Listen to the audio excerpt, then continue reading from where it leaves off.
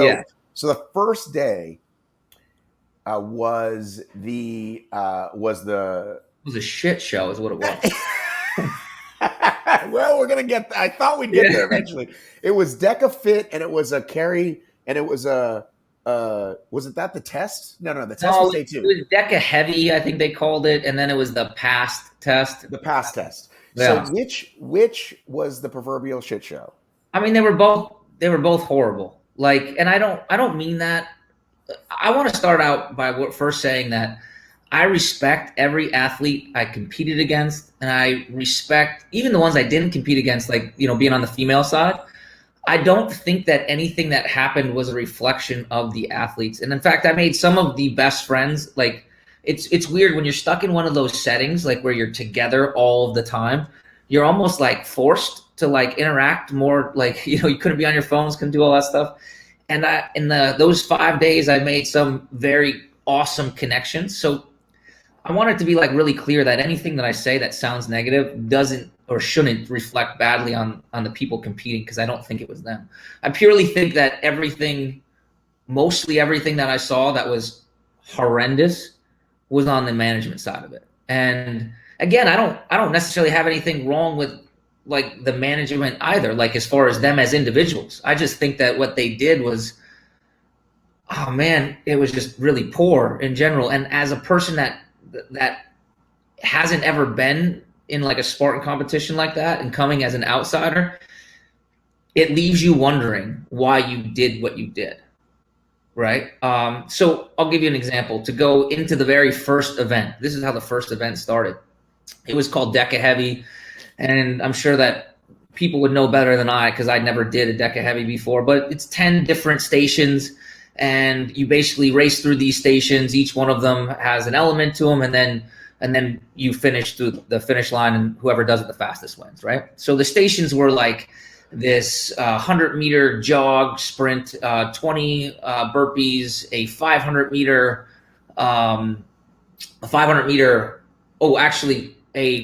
a sled push first, then a 500-meter farmer's carry, or sled push, farmer's carry, ski erg, 12 pull-ups, rowing, and then bike erg, and then like some weird Husafelt stone like sit-up, or not sit-ups, but squats and carries. And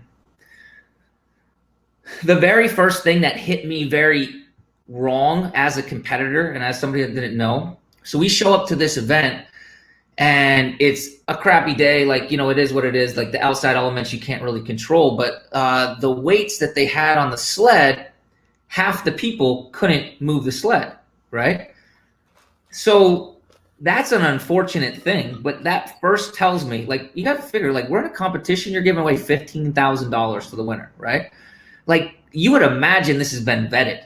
You would imagine this has been vetted by skinny people, by heavy people, by fast people, by, slow people, by strong people, by quick people, like all of those type of things, because it's a televised type of event, and it's like, like they're trying to make this show out of it. And like, it was very clear that it wasn't vetted. Like, when the way that they decided to, and I'm sure like I'll get crushed for this, but the way that they decided to change the weights is they brought a female competitor over, and they said, hey, push this as hard as you can, give us a good effort, right? And that female competitor pushed it, and then they decided to change the weights based off of that one single competitor's effort. Like, that's not a fair challenge, like, because like it just it didn't make any sense to me. Like, how do you change an event literally seconds before? And they're like, oh, well, we didn't know about these conditions. But that's your fault. Like, you know what I mean? Like, that is your job as a team and a design team and as a management staff for all of that to be in line, right? Like, I have seen better vetting from like hometown local competitions that you get like ice cream cone at the end of it, right? Like, it was amazing to me. And then on that event, right, when it was still very difficult to push this sled. I mean, this sled was crushing everyone. It was by far the hardest element of the event, right? And there was an option to buy out of the sled, right? Which wasn't even really made very, very aware, but I didn't know that the option was even existed. Maybe there was, I don't know, ADD or something, but basically there was a 3-minute option to buy out of the sled, right? But it was taking people 3 minutes or more to do this sled. So you gave a penalty that wasn't just for what happened, because although it might have, like, maybe they were the fastest person did it in 2 minutes and 30 seconds, right? Like, they crushed themselves to do that. So of course, when they jumped on the sled, or when they jumped in the farmer's carry, and then they went to the ski erg, and then they went to the next event, like, you didn't have the same amount in the tank, right? And I think what was most disappointing about that is they actually commemorated it at the end of the day with, like, oh, this person did such a strategic thing. And I was like, I don't know if you can say that. Like that, yes, it's strategic. And yes, as an athlete that would probably be in contention, like, sounds like a great idea. I want the 15,000 too. I just don't know if you could be consistent, because that very same night, they said that everyone had to complete the half marathon was the second day. So of course I raised my hand and I'm like, well, why does everybody have to complete it? Like, if I'm in 6th or 7th place, or 7th or 8th place, I'm going to get 0 points. They're like, oh, well, compound fatigue. And I laughed at them and I was like, wait a second. So compound fatigue, but it doesn't, like, I don't know if you've ever pushed a sled as hard as you could, right, for 6 to 7 minutes. Like, and that's what you have to figure, is the person or people that would opt out of this is probably going to take longer than the average person, right? So imagine doing something like an all-effort type of thing. What was their response when you said about the half marathon? You know, they just said, this is Spartan and this is, like, what we're going to do. Like, that whenever you made a point, they just said, well, this is the Spartan Games and you chose to do this. I was like, yeah, but I was also sold on that this is going to be a fair competition. Yeah. So and I'm getting a little bit of echo. Are you? No, I don't. But do you have headphones? Hang on. Let me just fix itself. Did it just fix itself? Sorry. Yeah, I think so. So here's my beef. So I heard this thing about. I heard it was 5 minutes, but regardless, if I give them a lot. Last year, I gave them some leeway. First time we're doing this, right? Kind of thrown together last minute. Second year, A, it's not last minute. You knew you're doing it for a year. 2, you've learned some things. So my issue is, because I also happen to watch the Rogue Invitational this weekend, and I understand Rogue has a lot more money, but the things you and I are going to talk about today aren't money-based. No, they're not. And that's the thing. You watch a fitness test, and the CrossFit Games have been going on for 15 years, and comps have been, like, not just CrossFit, mom and pop gyms, is that the way to do something like that is there's what's called a cap, and you give your best effort, right? And then the cap has to be high enough that there's no such thing as skipping out of it. This isn't a burpee penalty. The cap should have been 15, and you push that fucking thing until you hit 15. Yeah. Or 10 or whatever it is. That was my beef when I heard the thing the first time. And it's still the beef, because here's the thing. The overall, like, I understand that things are going to, what's the word? That things are going to, like, lean towards the endurance athlete. It's an endurance company, right? But you gave a buyout for literally every heavy object, but you did not give a buyout for any cardiovascular endurance, like, event, right? Right. So if you are going to have a fair competition, then you need to be consistent on those things. All right. And I've actually watched a couple of your other previous episodes, and it was funny because I listened to you guys talk about things that are heavy, and they're not heavy, right? Like, for us, they're heavy. I know, but that's relative. But also for me, a 3-mile run is long, right?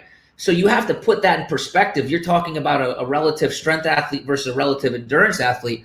Listen, you guys, the heaviest thing that they had was 225-pound deadlift for men, right?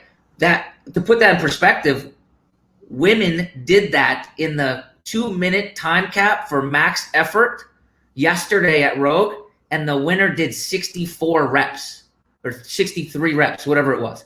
That was the women's weight in 2-minute time cap. So, like, to say in a relative sport that that is heavy, you're fooling yourself. Right. So Right? you probably heard me say, depending, like I cut those interviews down for the video, but you probably heard me say this is one of my issues is when you make a decision in a bubble versus maybe we get on the phone with some people who've worked with not even CrossFit, just the company, just own a box. Hey, we're putting this together. Would you help us run some ideas?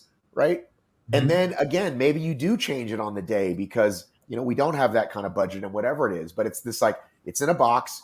You give us your feedback, and your feedback is met with, well, this is Spartan Games. Like, that's the frustration. Yeah.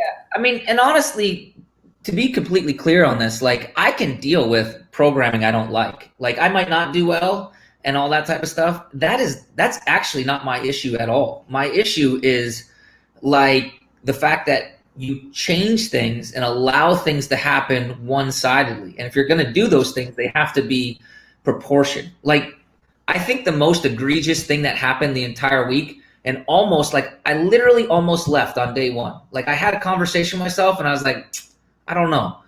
And the pass test was probably the most flagrant and egregious breach of competition. It made it a game show. It no longer made it a competition, what happened during that thing. I don't know if you have gotten the inside scoop of that.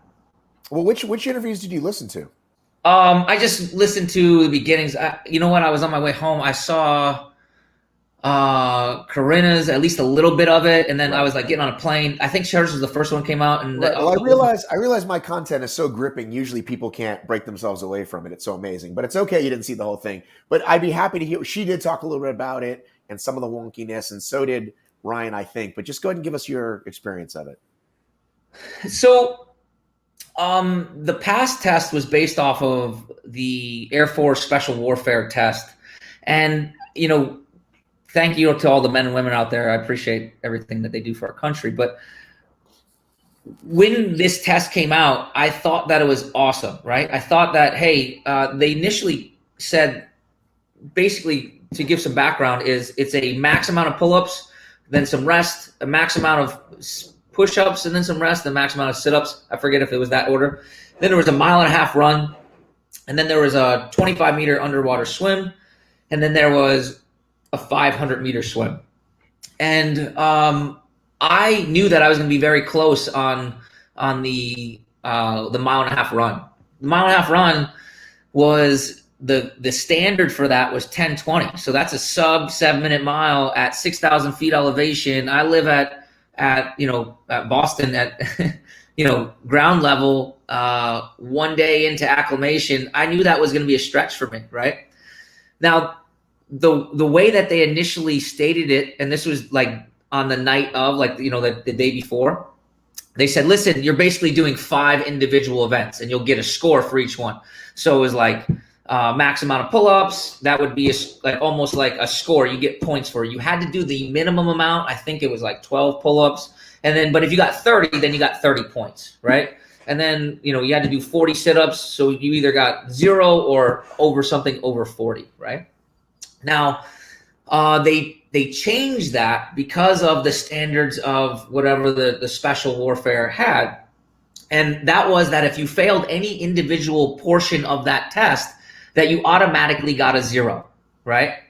And I had two problems with that. One I can live with. The other one was like, it was horrible. So I chose to only do the minimum amount on all the previous portions because I knew that I needed to save as much as I could in the tank to try to do this run, right? And it didn't matter because I knew that a lot of people would end up getting 0s because there was like the underwater swim and there was like all these other things, right?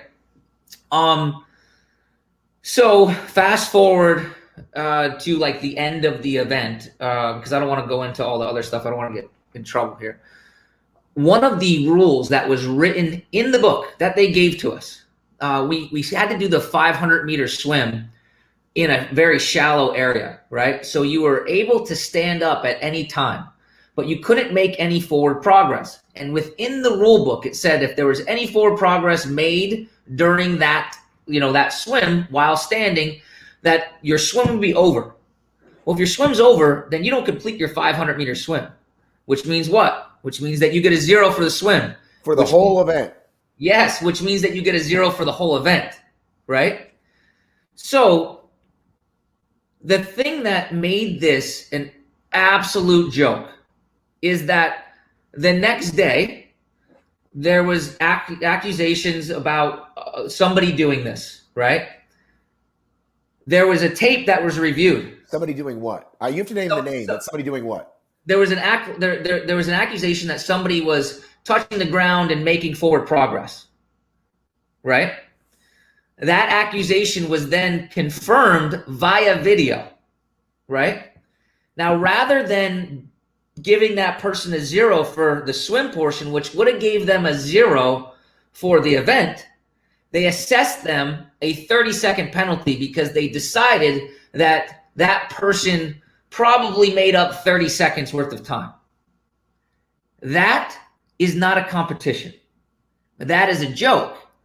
And their reasoning behind that is because so many people did it that they would have had to give so many people 0s. I have 2 things to say about that. So what? If everyone does that, everyone gets a 0 because that is an established rule, right? And how is it different than, let's just say, hypothetically, I didn't make the run, right? Well, I got a 0. If I want to walk all I want, I'm going to get a 0 anyway. I could trudge the thing, right? But if you fail a different part that I did not fail, but you still fail the part, you should still get a 0 just like I did. Because if I failed a different portion, no one came back to me and said, hey, maybe we'll just let you slide on this one standard. Do you know what I'm saying? Like, that's not a competition. That is bending a rule to make a game show to make something more interesting. And your argument to that can't be, oh, well, this is the Spartan Games. Like, you can't say that. All right. So I'm going to ask you a question. I'll take the other side for a moment. Yeah. Did you sign something that said as much? Because on reality shows, they do that. At the bottom, they go, by the way, the producers can kind of do whatever we want at the end of the day for this thing. Yeah. We all sign this thing that says, like, hey, we have the option to change the rules however we want. Right. But yes, they have that. So they're covered with it. Nothing ever happens. That doesn't make it a bullshit competition, right? So, like, that's the thing is, sure, I did sign that. I signed other things that I don't even know, like, because you're invested in the competition. But when you get the phone call, it's not like you're calling up Spartan saying, hey, I really want to do this competition, right? I mean, they call you up and say, hey, we're interested in you as an athlete. We think that you would be a good portion of the show and blah, blah, blah, blah. This is what it is. We're going to take different athletes from different, domains of fitness, and we're going to test a broad spectrum of athletic events, and we're going to see who comes out on top, right? Like, they don't say, oh, by the way, we're going to change the rules whenever we want and live with that, right? I mean, yes, it's in that fine print of the contract. It's kind of like, when you get a phone contract and the next thing you know, you're paying like 3 times as much.